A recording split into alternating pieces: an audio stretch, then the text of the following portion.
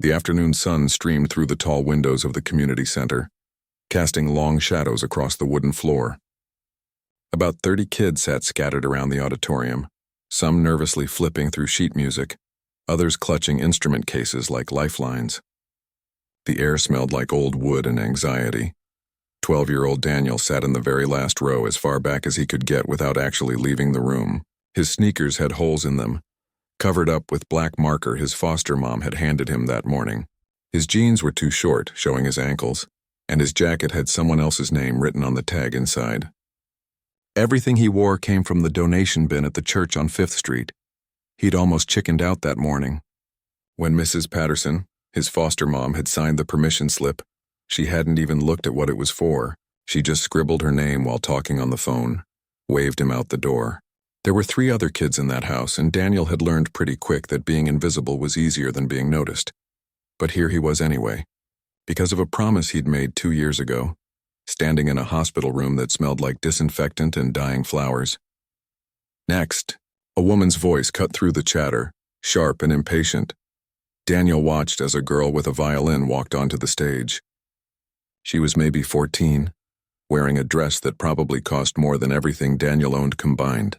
Her parents sat in the 3rd row, phones out, ready to record their daughter's moment of glory. The girl played something classical. Daniel didn't know what it was called, but it sounded nice.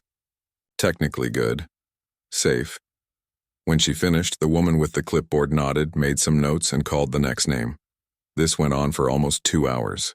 Flutes, violins, cellos, trumpets, more violins. Some kids were really good. Some were trying their best. A couple probably shouldn't have bothered showing up at all, but at least they had the courage to try. The woman with the clipboard was named Mrs. Rodriguez, Daniel had heard someone say. She'd been running this youth orchestra program for something like 15 years. People said she could tell if you had talent just by watching you walk across the stage. Said she'd trained kids who'd gone on to play in real symphonies, fancy concert halls in New York and Europe. She looked tired today. Kept checking her watch between performances, rubbing her temples like she had a headache that wouldn't quit. Daniel Patterson, she called out, reading from her list. Daniel's stomach dropped. Several kids turned to look as he stood up. He heard someone snicker. A boy sitting near the front whispered something to his friend, and they both laughed. The walk to the stage felt like miles. Daniel kept his eyes down, counting his steps. 23 steps from his seat to the stage stairs. 4 steps up.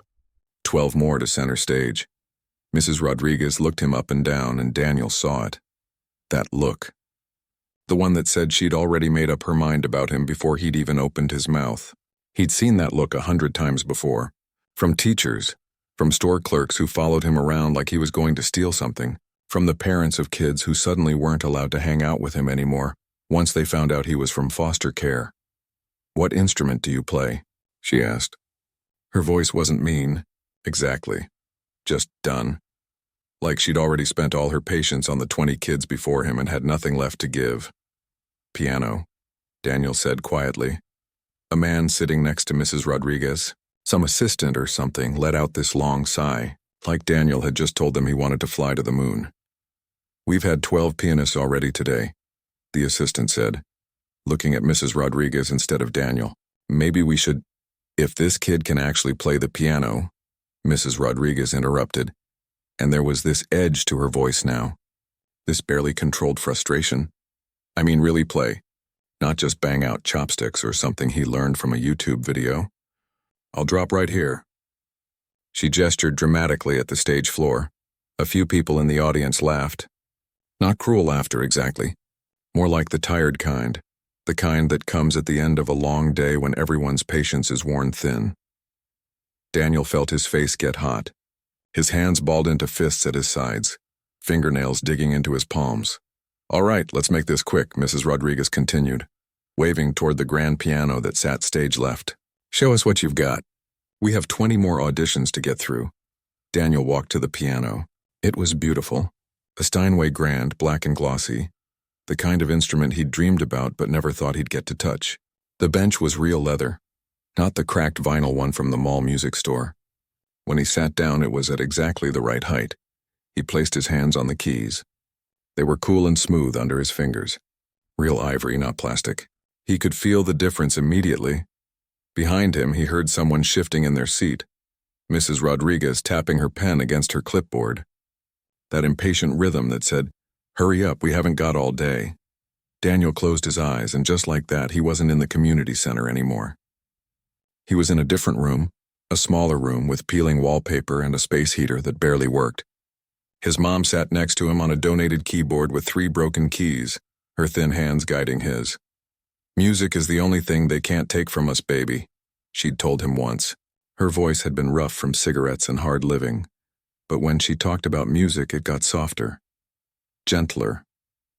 Long as you can play, long as you got music in your soul, you're never really poor. You understand? He'd been 7 then. Hadn't really understood, but he'd nodded anyway because it made her happy. Now he understood. Daniel opened his eyes and began to play. The first notes came out soft, tentative. He could feel every eye in that room on him, waiting for him to fail, waiting to confirm what they already thought they knew about the kid in the too small clothes with the marker-covered shoes. But then something happened. His fingers found their rhythm, their purpose. The tentative notes grew stronger, more confident. He'd chosen Chopin's Ballet No. 1 in G minor, his mom's favorite piece, the one she used to play on the upright piano at the Baptist church before the pastor said she couldn't come around anymore. It was a hard piece. Really hard. The kind of thing that usually took years of professional training to even attempt. But his mom had broken it down for him, section by section, before she got too sick to teach him anymore. And after she died, he'd practiced it everywhere he could. On paper keyboards drawn on cardboard. On the display piano at the mall until security kicked him out. On the ancient, out-of-tune upright at the public library that was missing 2 keys. He'd memorized every note, every dynamic, every subtle shift in emotion that made the piece breathe. The music built and swelled. Daniel's body moved with it, swaying slightly, his hands dancing across the keys. The auditorium, the people, Mrs. Rodriguez with her clipboard, all of it faded away. There was only the piano and the music and the promise he'd made to his mom. "You're special, Daniel," she'd whispered that last day in the hospital, her hand so light in his it barely felt real. "Don't let anybody tell you different. Don't let this world make you small. You hear me? You promise me." He'd promised. The piece reached its climax, notes cascading like water over rocks, like birds taking flight, like every beautiful and terrible thing Daniel had ever felt but didn't have words for. His fingers flew across the keys, perfectly precise, technically flawless, but more than that. So much more than that, there was soul in it, pain and hope and loss and defiance all wrapped up together. When he played the final haunting chord, letting it ring out into the suddenly silent auditorium, Daniel kept his hands on the keys for a moment longer. His eyes were closed again, and he could swear he felt his mom's hand on his shoulder, gentle and proud. Then the silence broke. Someone started clapping. Then someone else. Then everyone. The sound crashed over Daniel like a wave, and he opened his eyes, blinking in confusion. People were standing up. Actually standing up. The girl with the expensive violin was on her feet, her mouth open in shock. The kids who'd laughed earlier looked stunned. Even the bored-looking janitor who'd been sweeping in the back had stopped, his broom forgotten, staring at the stage. And Mrs. Rodriguez. She was standing too, but she wasn't clapping. Her clipboard lay on the floor at her feet, papers scattered. Her face had gone completely pale, and she was staring at Daniel like she was seeing a ghost. Slowly, like someone in a dream, she walked toward the stage. The applause continued around her, but she didn't seem to hear it. When she reached the piano, she looked at Daniel for a long moment.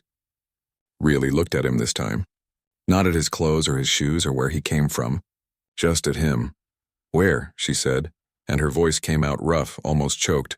"Where did you learn to play like that?" Daniel looked down at the piano keys, his fingers still trembling slightly from the performance. The applause had finally died down, but he could still feel everyone's eyes on him. It made his skin crawl in a way that had nothing to do with fear and everything to do with being seen. Really seen. "For the first time in a long time, my mom taught me," he said quietly, so quietly that Mrs. Rodriguez had to lean closer to hear him. Before she died. Something shifted in Mrs. Rodriguez's expression. The hard edges softened just a little. She pulled up a chair from the side of the stage and sat down right there, like she had all the time in the world. Like there weren't 20 more kids waiting to audition. "Tell me about her," she said. Daniel hesitated. He didn't talk about his mom much. Not because it hurt too much, though it did, but because people got this look when foster kids talked about their dead parents. This uncomfortable, pitying look that made him feel small and broken, like something to be fixed or felt sorry for. But Mrs. Rodriguez wasn't giving him that look. She just waited, patient now in a way she hadn't been before. "She went to music school," Daniel started, "in New York. Got a full scholarship because she was really good." "Like really, really good? People said she could have been famous." He paused, trying to figure out how to explain the rest without making his mom sound bad, because she wasn't bad. She was just complicated, hurt, struggling with things Daniel hadn't understood when he was little. Something happened, though. She got sick. Not like cancer or anything. Sick in her head. She tried to keep going with school, but it got too hard. She had to drop out. Mrs. Rodriguez nodded slowly, understanding crossing her face. "Things got tough after that," Daniel continued. "We moved around a lot. Sometimes we had our own place. Sometimes we stayed in shelters. Sometimes we slept in the car. But she always found a way for me to practice." The memories came flooding back. His mom sweet-talking the pastor at different churches, asking if Daniel could practice on their pianos during the week. Sneaking into the music building at the community college after hours when the security guard looked the other way. That one really kind music store owner who let them come in every Saturday morning for 2 years straight. She'd draw piano keys on pieces of cardboard, Daniel said, and despite everything, he smiled a little. When we didn't have a real piano, made me practice on those. Said it was about muscle memory, about training my brain. She'd hum the notes and I'd press the cardboard keys and she'd tell me when I got it right or wrong just by listening. Mrs. Rodriguez's assistant had come closer now, listening too. A few of the other kids and parents had gathered, drawn in by the conversation. "She sounds like an amazing teacher," Mrs. Rodriguez said softly. She was. Daniel's voice caught a little. She said music was the only thing that was really ours, that nobody could take it away from us no matter what. Even when we had nothing, we had music. There was a moment of silence. Someone in the audience sniffled. "How long ago did she pass?" Mrs. Rodriguez asked gently. 2 years. I was 10. The words came out flat. Daniel had said them enough times to social workers and therapists and foster parents that they'd lost their weight. Just facts now, just something that happened.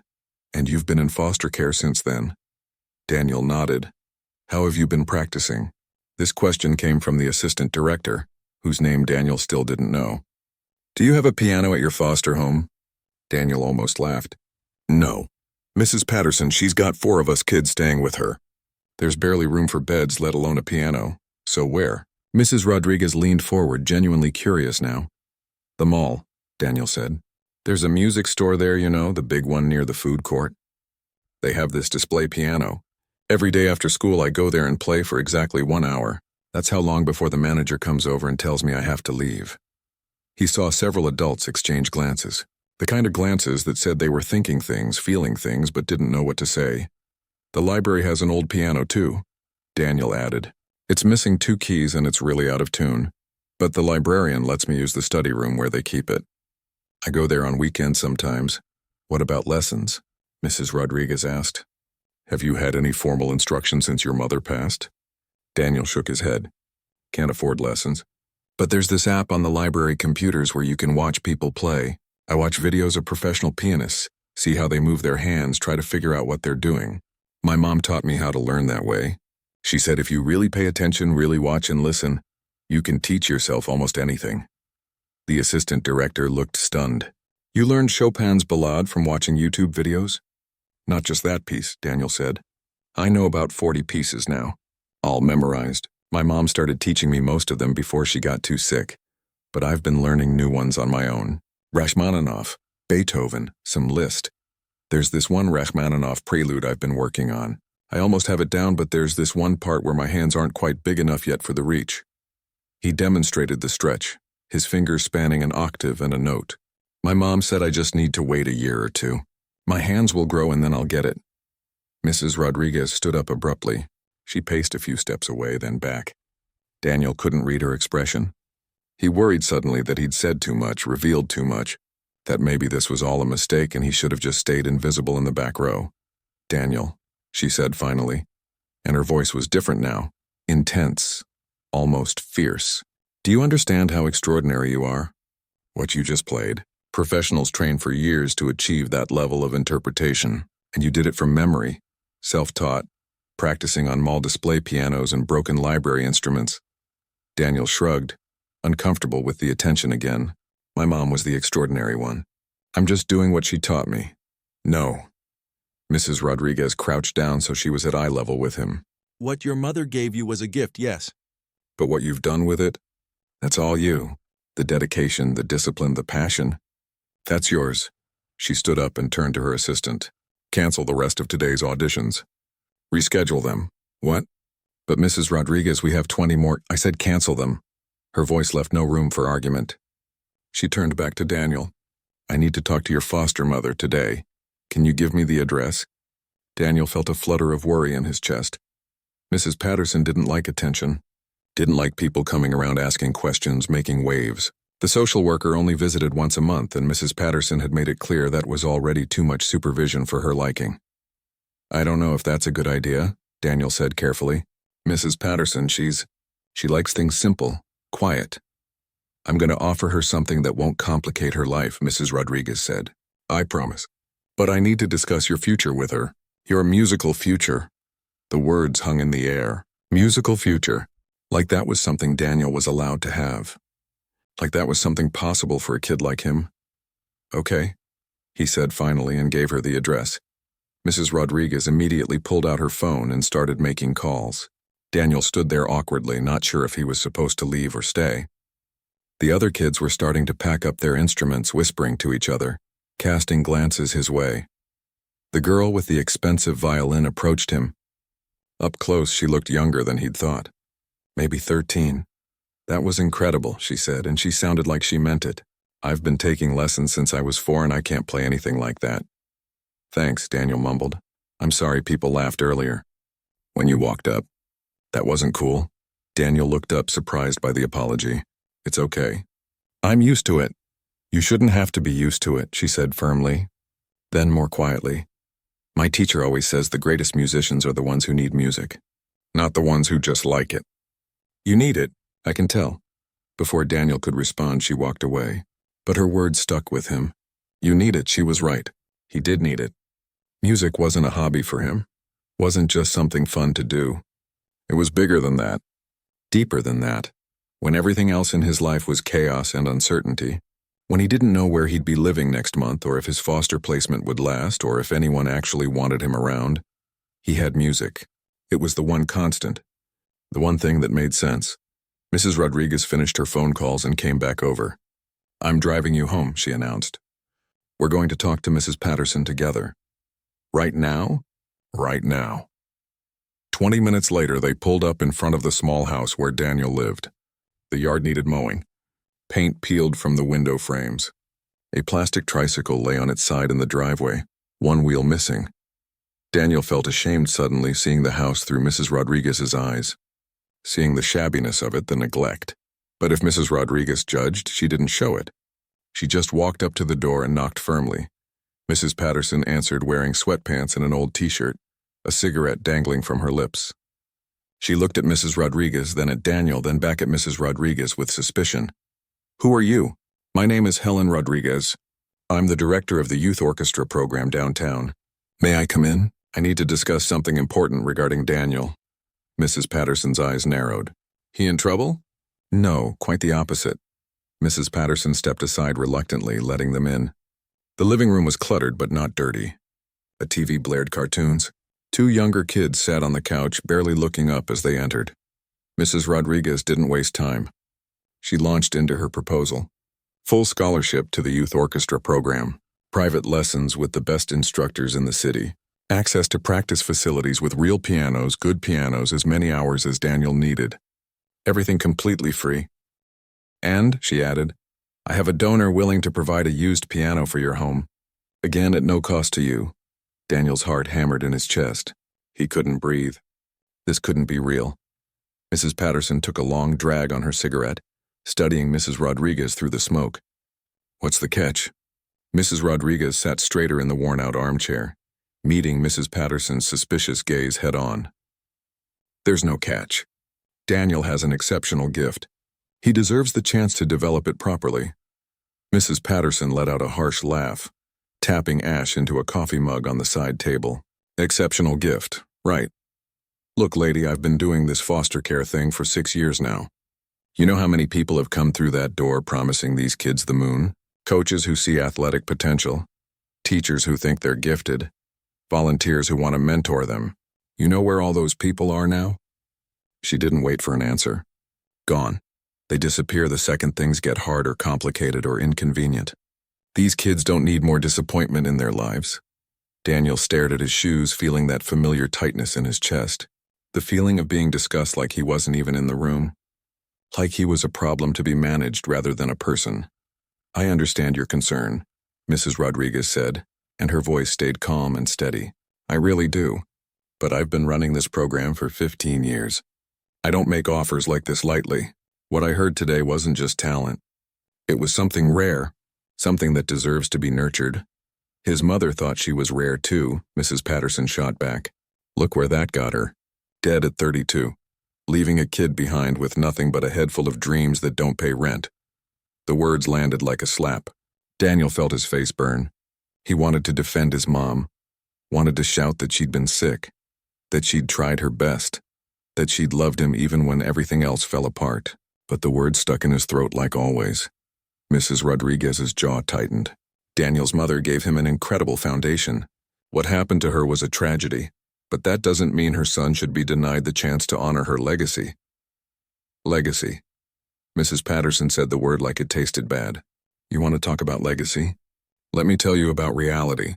I've got 4 kids in this house. 4. They all need food, clothes, school supplies, rides to appointments. You think I can give one special treatment? You think I can let Daniel believe he's better than the rest just because he can play some fancy music? Music isn't special treatment, Mrs. Rodriguez insisted. It's education. It's opportunity. It's a distraction. Mrs. Patterson stubbed out her cigarette hard. What Daniel needs is to focus on regular school. Get decent grades. Maybe learn a trade. Something practical that'll actually keep a roof over his head when he ages out of the system. That's 4 years from now, in case you forgot. 4 years and then he's on his own. Which is exactly why he needs this. Mrs. Rodriguez leaned forward, urgent now. A musical education could open doors to scholarships, to conservatories, to a career that... Career. Mrs. Patterson laughed again, meaner this time. You know how many professional musicians actually make a living? Real numbers? It's like trying to make it as a movie star or a pro athlete. 1 in a million odds. I'm not going to sit here and watch another person fill this kid's head with fantasies. Daniel finally found his voice. It's not a fantasy. It's what my mom wanted for me. Both women turned to look at him. He was surprised by how steady his voice came out considering his hands were shaking. My mom said... He had to stop, swallow hard. She said that music saved her life. That even when everything else was falling apart, even when she was sick and scared and didn't know how we'd make it through another day, she had music, and she wanted me to have it too. Not because she thought I'd be rich or famous, but because she knew I'd need it. The same way she needed it. Mrs. Patterson's expression didn't soften. Your mom also thought a lot of things that turned out not to be true, honey. That's not meant to be cruel. It's just facts. Maybe, Daniel said quietly. But this is the one thing she was right about, I know it. When I play, it's the only time I feel like myself. Like I'm not just some foster kid that nobody wants. Like I'm somebody. The room went quiet except for the TV in the background and the sound of the 2 younger kids arguing over a toy. Mrs. Rodriguez spoke into the silence. I know this seems like a lot, and I know you're trying to protect him. But what if we're both right? What if he can focus on regular school and develop his musical gift? They're not mutually exclusive. They are when it takes hours of practice every day, Mrs. Patterson countered. Which I'm guessing it does, doesn't it? For someone to get that good? It does, Mrs. Rodriguez admitted. But the alternative is having him sneak off to the mall every day anyway, practicing on display pianos until security kicks him out. Wouldn't you rather he had a proper place to do it? With real instruction? Mrs. Patterson stood up abruptly. I need to think about this. It's a big decision. Mrs. Rodriguez stood too. She pulled a business card from her purse and set it on the coffee table. Take all the time you need. But please really consider it. I'm not asking you to believe Daniel will be the next great concert pianist. I'm just asking you to let him try, to give him the tools to find out what he's capable of. As they walked back to the car, Daniel felt numb. The hope that had flared up during the audition was dying again, suffocating under the weight of Mrs. Patterson's skepticism. She's not going to say yes, he said as they climbed into Mrs. Rodriguez's car. Don't count her out yet. Mrs. Rodriguez replied, but she didn't sound convinced either. They sat in the driveway for a moment. Mrs. Rodriguez drummed her fingers on the steering wheel, thinking, Daniel, I want you to know something. Even if Mrs. Patterson doesn't agree to this, I'm not giving up. There are other ways. Other options, okay? Daniel nodded, but didn't really believe it. He'd learned not to count on things. Learned that disappointment hurt less if you didn't hope too hard in the first place. Mrs. Rodriguez drove him to the library so he could practice for a while before dinner. She insisted on walking in with him, wanted to see this famous broken piano he'd mentioned. The librarian, an older woman named Betty, recognized Daniel immediately. There's my favorite pianist. The room's all yours, sweetheart. She led them to a small study room in the back. The piano was exactly as Daniel had described, an ancient upright with chipped keys and missing notes. It was badly out of tune, the wood warped from age and humidity. Mrs. Rodriguez stared at it like it personally offended her. This is what you've been practicing on. Daniel shrugged. It's better than nothing. Sit down, Mrs. Rodriguez said suddenly. Play me something else. Something your mother taught you. Daniel sat at the bench and thought for a moment. Then he began playing a piece his mom used to play on her good days, a Debussy prelude, soft and dreamy like afternoon light through water. Even on the terrible piano, even with the missing notes and sour tuning, the music was beautiful. Daniel had learned to work around the broken keys, to adjust his playing, to compensate. His mom had taught him that too. You adapt, she'd said. Real musicians adapt. When he finished, Mrs. Rodriguez was wiping her eyes. Your mother was right, she said. You do need this, and I'm going to make sure you get it, whatever it takes. Over the next week, Mrs. Rodriguez became a fixture in Daniel's life. She showed up at his school, talked to his teachers, his caseworker, even the principal. She made phone calls constantly, working angles Daniel didn't even know existed. She brought other people to hear him play. Important people.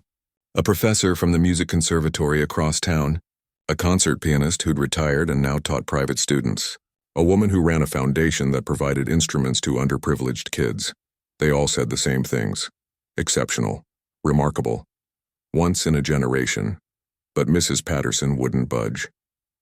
She'd made her decision and she was sticking to it. No piano in the house. No special music program. Daniel needed to focus on normal school and stop chasing impossible dreams. Daniel tried not to let it crush him, but it did. Every day felt a little harder. The practicing at the mall didn't feel the same anymore. Now he knew what he was missing. What he could have had. 2 weeks after the audition, Mrs. Rodriguez called Daniel's cell phone, the cheap one the state had given him for emergencies. I need you to trust me, she said without preamble. Can you do that? I guess. There's a concert in 3 weeks, a showcase for scholarship students and community donors. People who fund the program come to see what their money is supporting. I want you to perform. Daniel's heart jumped, but Mrs. Patterson said no to the scholarship. I can't be in the program if I'm not in the program. Let me worry about Mrs. Patterson. Right now I just need to know if you'll play. It'll be a big crowd, pressure. Can you handle that? Daniel thought about his mom, about the promise he'd made, about every hour he'd spent practicing in church basements and on cardboard keyboards and at the broken library piano.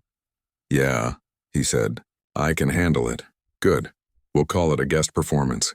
A special showcase. Mrs. Patterson doesn't need to know the details yet.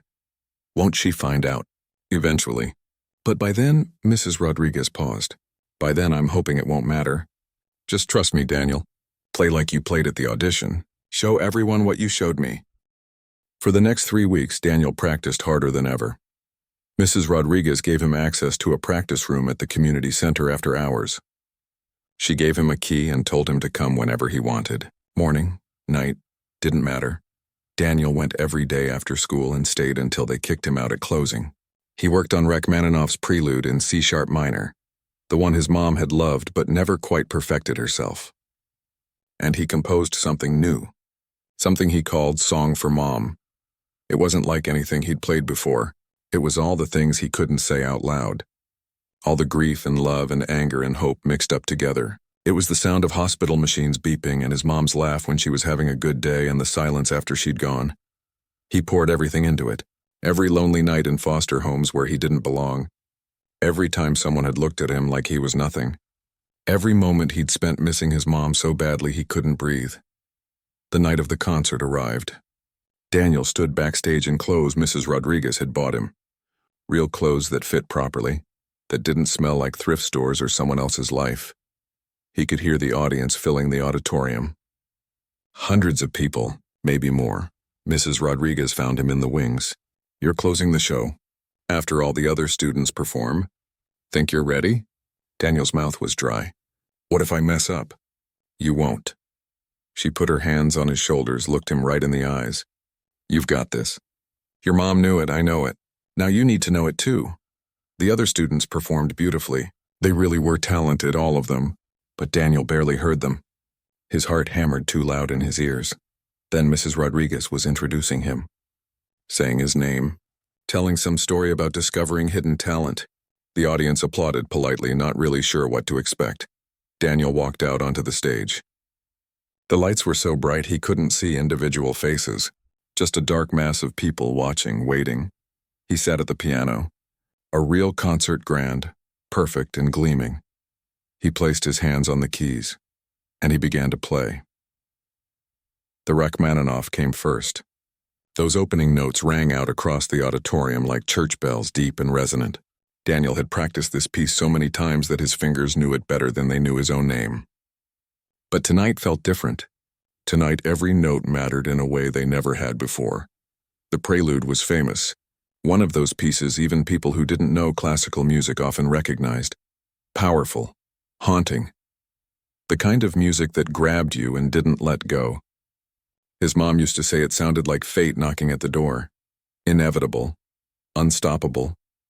Daniel played it with everything he had. The audience was dead silent, hanging on every note. He could feel their attention like a physical thing, pressing in on him from all sides. But instead of making him nervous, it fueled him, made him play bigger, bolder. When the last chord faded into silence, there was a beat, 2 beats. Then the applause came like thunder. People actually gasped. Someone in the front row said, "Oh my God," loud enough for Daniel to hear it from the stage. But he wasn't done yet. He let the applause die down, then looked out at the dark mass of the audience.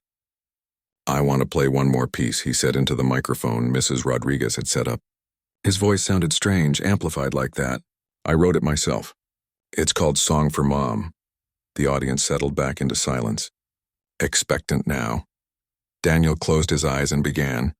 The piece started soft, almost fragile. A simple melody that his mom used to hum when she tucked him in at night, back when they still had their own apartment and things weren't so bad yet. He'd built the whole composition around that melody, weaving it through different variations, different moods.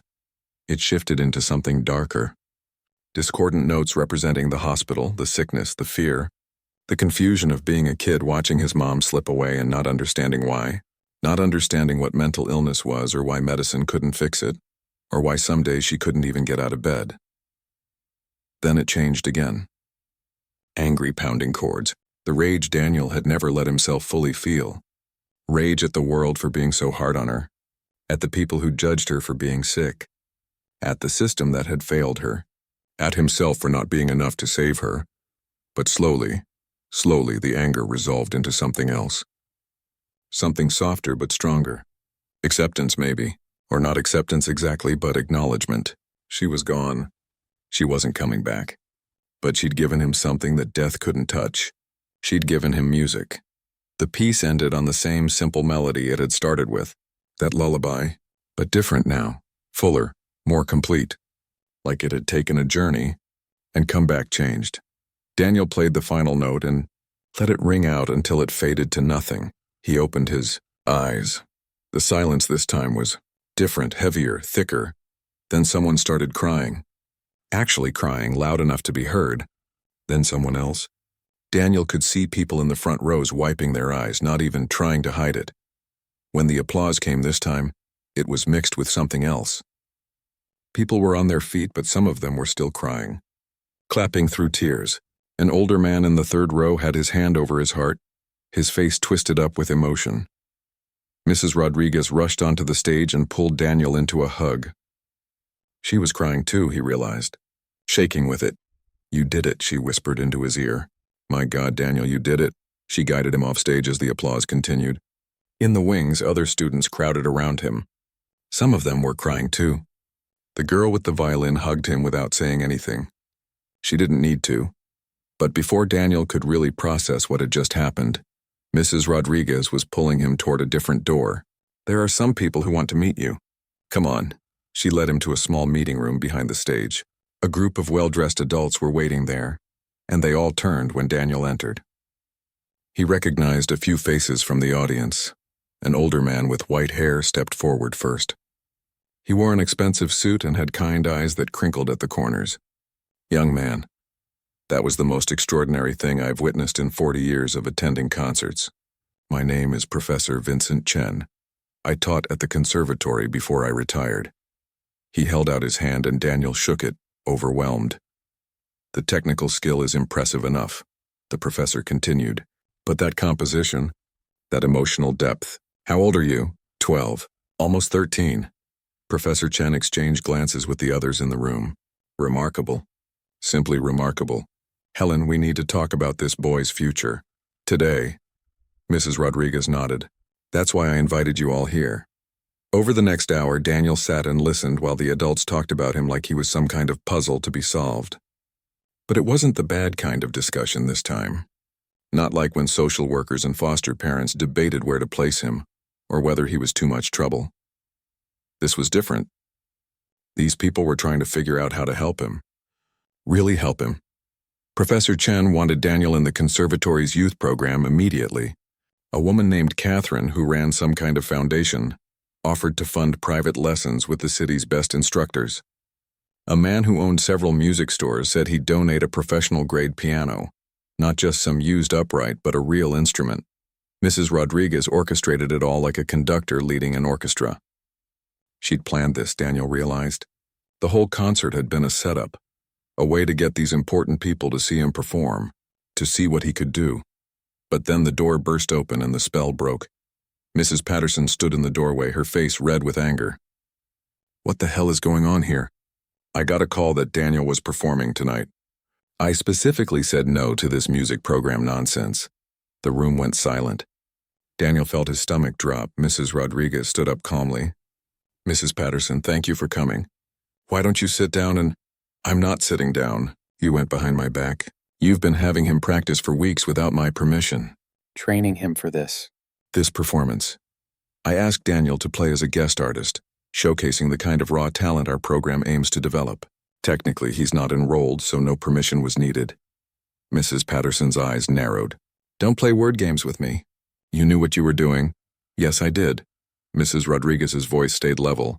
"I knew that if these people could see what Daniel is capable of, they'd want to help him. And I was right." "Help him?" Mrs. Patterson let out a bitter laugh. "You mean fill his head with impossible dreams? Set him up for disappointment when reality hits?" Professor Chen stepped forward. "Excuse me, but I don't think we've met. I'm Vincent Chen.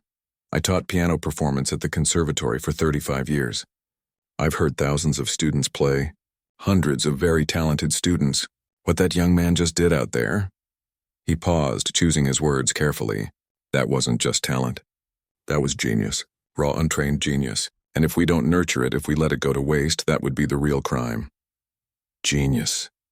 Mrs. Patterson said the word mockingly. "Do you know how many kids come through my house thinking they're special? Thinking they're going to be sports stars or singers or whatever? You know where most of them end up? Working minimum wage jobs, struggling to survive, wondering why their big dreams didn't pan out." "You're right," Catherine, the foundation woman, spoke up. "Most dreams don't pan out, but some do. And this child has something genuinely rare. I've funded music education programs for 15 years. I know the difference between a kid with a hobby and a kid with a calling. Daniel has a calling that won't pay his bills when he ages out of foster care in 4 years." Mrs. Patterson shot back. "Actually, Professor Chen interjected. If Daniel continues developing at this rate, he'll likely qualify for full scholarships to top music schools. Room, board, tuition, everything covered. Some of these scholarships include living stipends. We're not talking about chasing a dream with no plan. We're talking about a viable path to higher education and a career. Mrs. Patterson crossed her arms. And what happens if he doesn't get these magical scholarships? What happens if he spends 4 years focusing on piano and then doesn't make it? Then he's 18 in the street with no backup plan. Daniel had been silent through all of this, but now he found his voice. I'll have a backup plan. I'm not stupid. I know the odds. But Mrs. Patterson, if I don't try? If I don't at least try? His voice cracked. Then what was the point of any of it? What was the point of my mom teaching me? What was the point of her giving up everything to make sure I could play? I have to try. I have to. Mrs. Patterson looked at him, really looked at him for maybe the first time since he'd moved into her house 8 months ago. Something shifted in her expression. Not softening exactly, but a kind of recognition. Your mom also thought she could make it, she said, but her voice had lost some of its edge. And look what happened. My mom did make it, Daniel said firmly. Maybe not the way she planned. Maybe not the way everyone else measures success. But she made it. She survived things that should have broken her. She raised me even when she was falling apart. And she gave me something that nobody can take away. That's making it. That's success. The room was quiet again. Mrs. Patterson stood there, hand still on the door, clearly wrestling with something internal. Finally, Mrs. Rodriguez spoke. Nobody is asking you to believe Daniel will be the next great concert pianist. We're just asking you to let him try, to give him the resources he needs to develop his gift. The scholarship covers everything. The donated piano won't cost you anything. The only thing we need from you is permission. And maybe a little faith. Mrs. Patterson closed her eyes, took a deep breath. Let it out slow. Fine, she said finally. Fine. But he keeps his grades up. He does his chores. He doesn't get special treatment just because he can play piano. And the first sign this is interfering with normal life, we pull the plug. Understood? Daniel wanted to jump up and hug her, but held himself back. Understood. Thank you. Thank you so much. Don't thank me yet, Mrs. Patterson said. Thank me if you actually do something with this opportunity. Don't waste it. She left without another word, the door swinging shut behind her. The room erupted in relieved conversation. Professor Chen was already pulling out his phone, making arrangements. Catherine was talking to Mrs. Rodriguez about funding structures. The music store owner was asking about Daniel's schedule for piano delivery. Daniel sat in the middle of it all, numb with shock and relief and hope. Dangerous, terrifying hope that maybe, just maybe, things were actually going to be okay. Mrs. Rodriguez squeezed his shoulder. Told you to trust me, she said with a small smile. Over the next few days, Daniel's life transformed so fast it gave him whiplash. The piano arrived, a beautiful upright that the delivery guys had to carry through the front door sideways. Mrs. Patterson's other foster kids stared at it like it was a spaceship that had landed in their living room. Daniel started. Lessons with Professor Chen twice a week. Real lessons. In a studio with perfect acoustics and a concert grand piano that cost more than a car. The professor was demanding but patient, pushing Daniel while also teaching him things his mom never could. Music theory, proper technique, performance psychology. He began practicing 4 to 6 hours a day, split between early morning sessions before school and evening practice after homework. It was exhausting but exhilarating. Every day he got better. Every day he discovered something new about music, about himself. The local newspaper ran a story about him. Foster youth's musical genius discovered at community audition. It was embarrassing but also kind of amazing. People recognized him at school now. Teachers treated him differently. Kids who'd never talked to him before suddenly wanted to be his friend. Daniel didn't trust it at first. Didn't trust any of it. He kept waiting for something to go wrong, for someone to take it all away. But weeks passed and nothing collapsed. If anything, opportunities kept growing. Professor Chen entered him in a regional competition for young pianists. Mrs. Rodriguez connected him with other music programs in the city. Catherine's foundation started filming a documentary about him for their promotional materials. It was overwhelming and wonderful and terrifying all at once, and through it all, Daniel thought about his mom, wondered if she could see him somehow. hoped she knew that her sacrifices, all those years of struggle and survival, had mattered, that they'd led to this. 3 months after the showcase concert, Daniel stood backstage at the regional competition, listening to the other competitors perform. They were all incredible. Kids who'd been training at prestigious music schools since they were 5 years old. Kids whose parents were professional musicians. Kids who had every advantage Daniel had never had. He should have been intimidated. Part of him was. But a bigger part of him remembered something his mom once said. Fancy training doesn't teach you how to feel music. That comes from living, from hurting, from needing it so bad you die without it. These kids were technically perfect, but when Daniel listened to them play, he heard notes. Beautiful notes, expertly executed. He didn't hear stories, didn't hear souls laid bare. When his turn came, he walked out onto the stage of the concert hall. It was smaller than the community center, but somehow felt bigger, more official. The 3 judges sat at a table in the front row, their faces neutral and professional. Daniel had chosen a risky program. Instead of playing safe, well-known pieces, he'd decided to perform 2 works. First, Liszt's Un Sospiro, one of the most technically demanding etudes in the repertoire. His mom had never taught him this one. He'd learned it in the past 3 months with Professor Chen, and his hands had finally grown just enough to handle the massive stretches the piece required. The second piece would be Song for Mom again. Professor Chen had advised against it, said original compositions rarely scored well in competitions. But Daniel didn't care. This wasn't just about winning. It was about honoring his mom, about showing these judges what music could be when it came from somewhere real. He began Un Sospiro. The title meant a sigh, and that's what the piece sounded like. A whisper of melody floating over rippling accompaniment, notes cascading like water. His hands flew across the keyboard, crossing over each other in the complex patterns Liszt had designed to sound impossible. 3 months ago, Daniel couldn't have played this. His technique wasn't refined enough, his hands weren't quite big enough. But Professor Chen had worked with him relentlessly, and now the piece flowed from his fingers like he'd been born playing it. When he finished, the judges made notes, but their expressions gave nothing away. That was fine. Daniel wasn't playing for them anyway. He launched straight into Song for Mom without pause. This time playing it felt different. He'd performed it dozens of times now in lessons. For Professor Chen and Mrs. Rodriguez, and even for Mrs. Patterson once when she'd come home early and heard him practicing. But tonight, in this competition hall with everything on the line, the piece took on new meaning. It wasn't just about his mom anymore. It was about every kid in foster care who felt invisible, every person who'd been told their dreams were too big, every story the world tried to silence. The melody built and swelled, moving through all those emotions he'd poured into it. The judges leaned forward slightly. One of them, a woman with gray hair, pressed her hand to her chest. When Daniel played the final note, there was silence. Not the good kind at first, just nothing.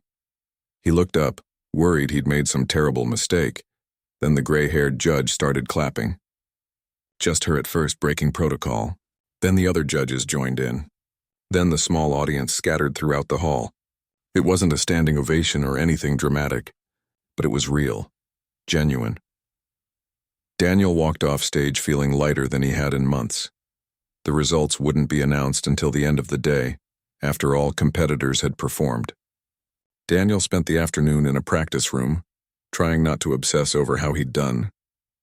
Professor Chen found him there, brought him a sandwich from the cafeteria. "Stop torturing yourself," the professor said kindly. "You played beautifully. Whatever happens, you should be proud. What if I didn't win? Then you didn't win. The world won't end." Professor Chen sat down next to him on the piano bench. "Daniel, I want to tell you something. Competitions don't matter nearly as much as you think they do. I know students who won every competition as teenagers and burned out before 20. I know others who never placed in a single competition and went on to have rich, fulfilling musical careers. Then why enter competitions at all? Experience, pressure, learning to perform when the stakes are high. But the competition itself? That's not what defines you as a